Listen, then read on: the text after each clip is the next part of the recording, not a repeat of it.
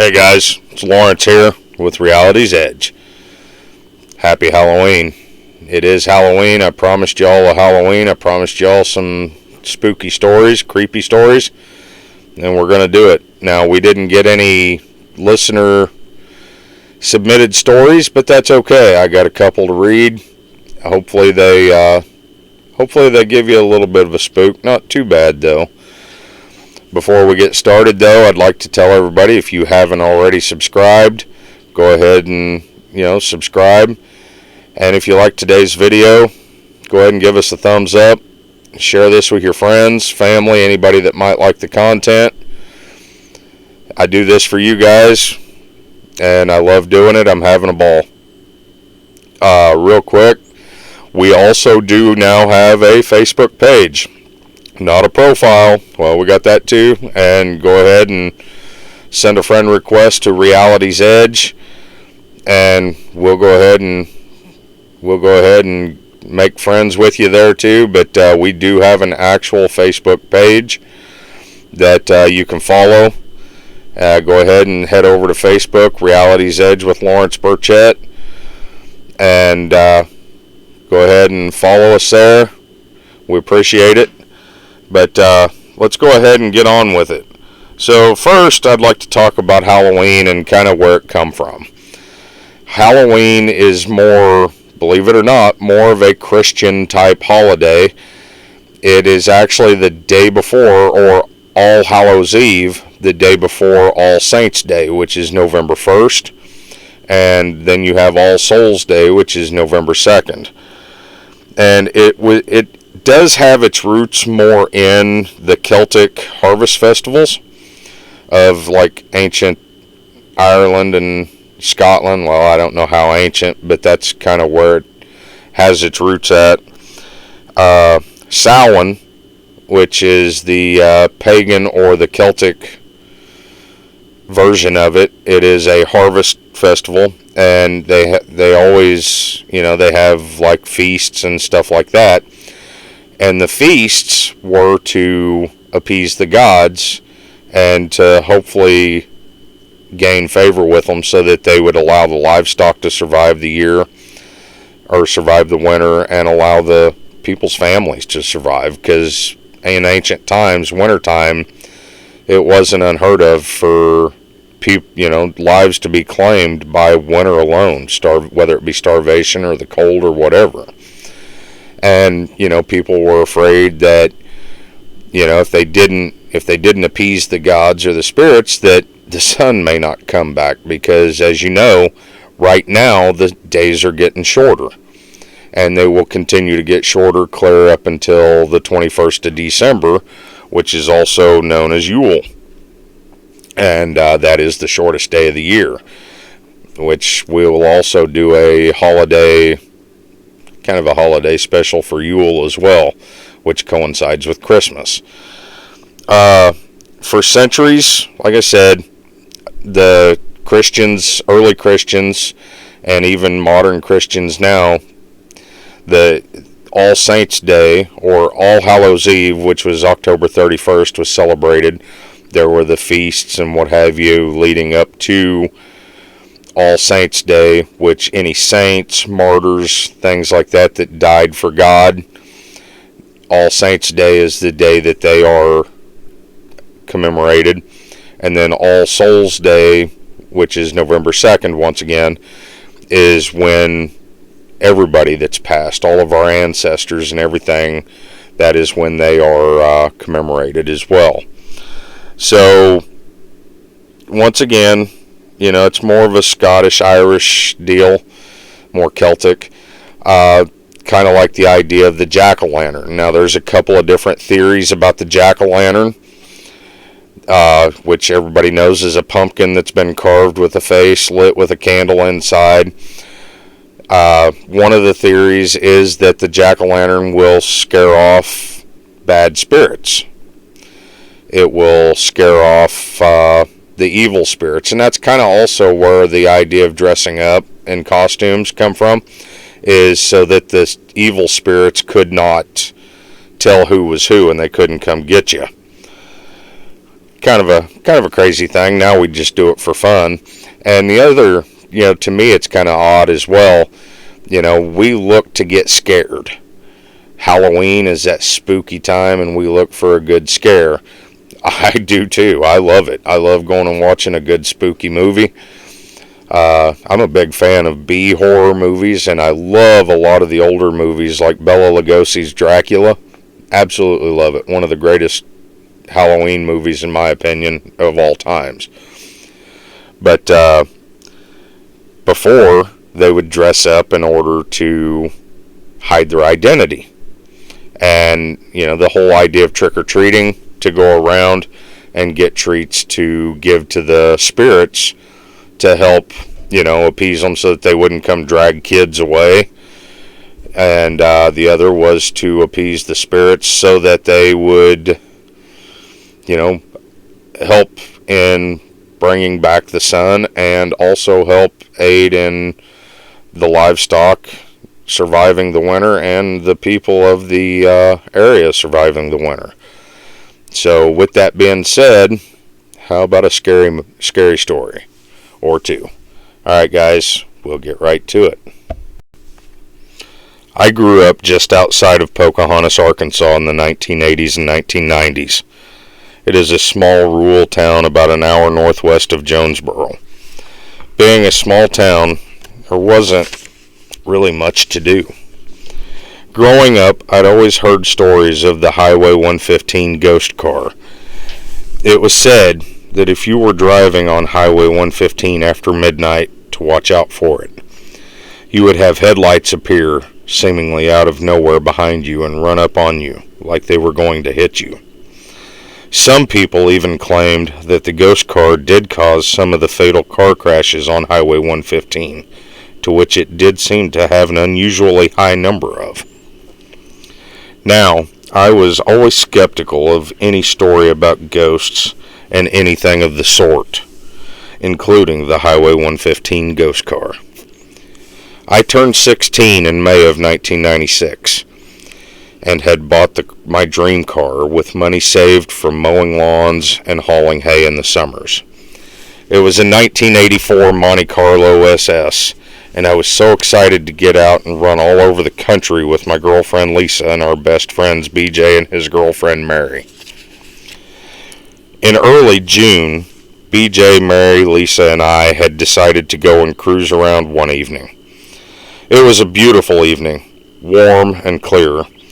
We headed north on Highway 115 out of town toward the small town of Maynard, where there was a party that we all wanted to go to. We made it to the party and hung out for a couple of hours without incidents. When we left the party, we decided to hit some back roads on our way to the highway, taking an extra 15 minutes, but we finally made it back to 115 to head south home.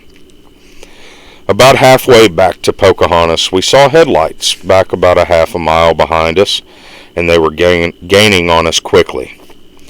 At first, we just thought it may have been another party goer that was running late for curfew or something like that.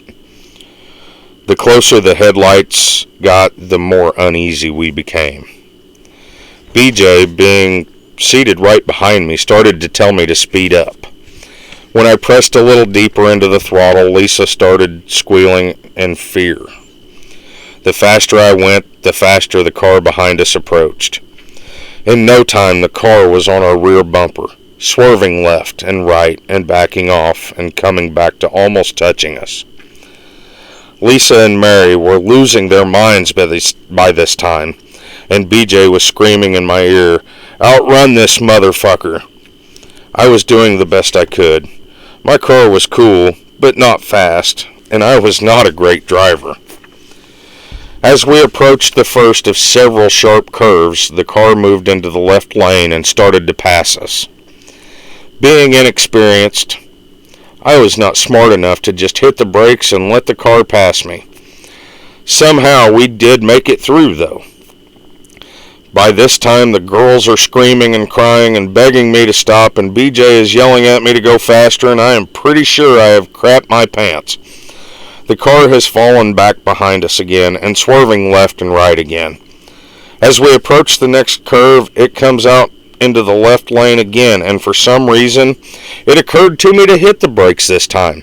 When I did, the car flew right on past us.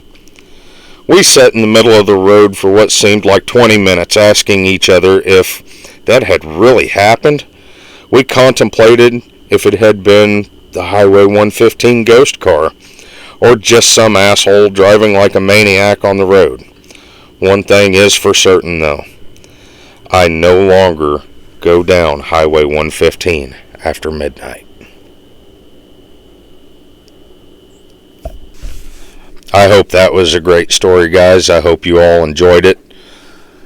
I have one more here I would like to read, and then we will go ahead and call it a night, and everybody can go out and enjoy their Halloween festivities, whether it be going to parties or going out with younger brothers, sisters, or friends to go trick-or-treating. Either way, after this story, I want you all to do me a favor and be safe, and look out for anything that may go bump in the night.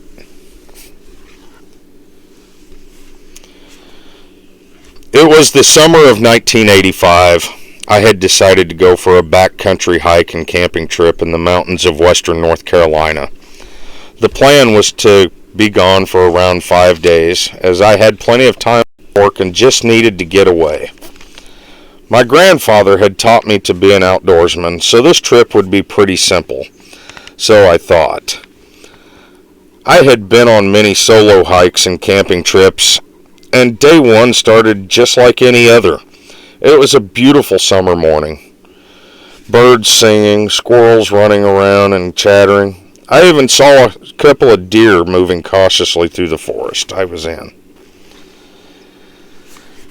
Near the end of my first day, I found a good spot to set up camp and prepared my supper and went to bed.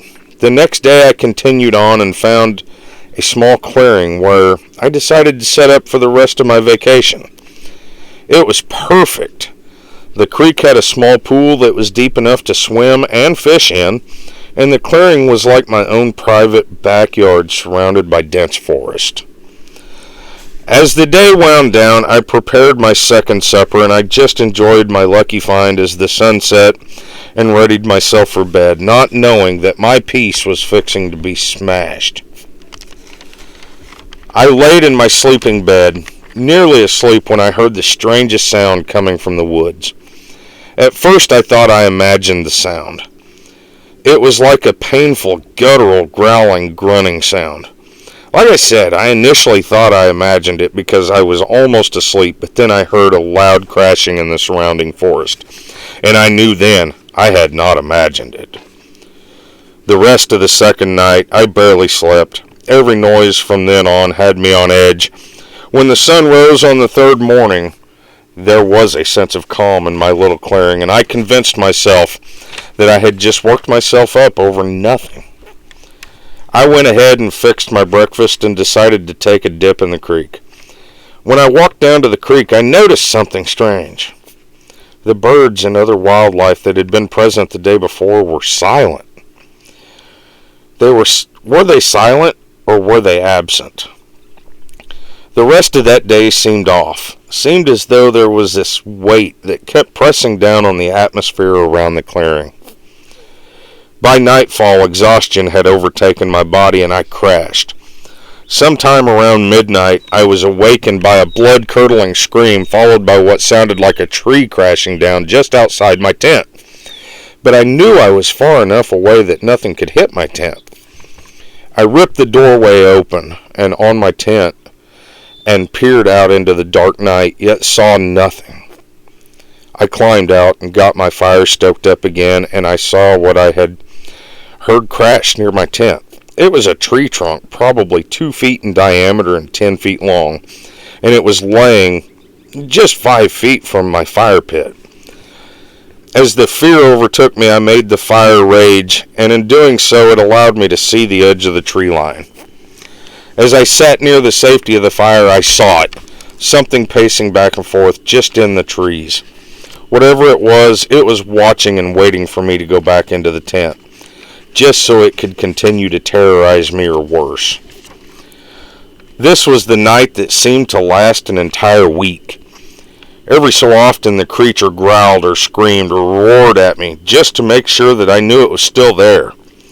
All I could do was maintain my fire and wait for daybreak. Around 2 a.m. I saw it move, and then once again it threw something at my camp.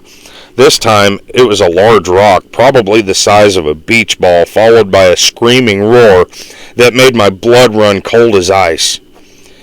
In my heart I knew that this was the night that I was gonna die. About an hour later, another log was thrown at me and it barely missed me where I was seated and smashed my tent. I started to cry at this point, and I even prayed to God to deliver me from this monster. Once the sun started to rise, I made a break for it. I grabbed only my small camp axe and ran like hell. I was in really good shape and knew I could make it back to my car in one day traveling light. As I ran through the forest from time to time, I knew I would hear something following me. I felt its gaze on my back, like crosshairs on a target. I just kept running for my life, knowing if I stopped I would be among one of the many statistics that go missing in the wilderness and never come out. Early in the afternoon I made it back to the parking area. I fell down beside my car and I cried like a little baby, and then I passed out. I woke up surrounded by EMTs and a bunch of other people, all wondering what the hell had just happened to me. It's been 37 years since that trip, and I have not so much as set foot in a wooded area, and I never will. Alright guys, happy Halloween. Do me a favor though, love yourselves and love each other. Peace out.